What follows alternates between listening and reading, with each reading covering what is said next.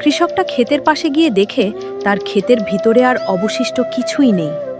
সব কিছু নষ্ট করে দিছে ঝড়ে। হায় রে কপাল, সব ফসলই তো নষ্ট হয়ে গেছে। এখন আমরা খাবো কি? কৃষকটার মনে অনেক দুঃখ। এত কষ্ট করে জমিতে ফসল ফলানোর পর যদি ঝড় বৃষ্টি নষ্ট করে দেয়, তাহলে কার না কষ্ট লাগবে। কৃষকটা কষ্ট পেয়ে জমির পাশে মন খারাপ করে বসে রইল। এদিকে তার গিন্নি অনেক চিন্তা করতে শুরু করল আর বলল, মানুষটা এতক্ষণ হলো ঘর থেকে বেরোলো, এখনো আসে না কেন? কোন বিপত্তি পদ হলো নাকি? উপরওয়ালা রক্ষা করো। এদিকে দুপুরবেলা কৃষকটা মন খারাপ করে বাড়ির দিকে আসতে লাগল। বাড়িতে এসে তার গিন্নি কে বলল, গিন্নি,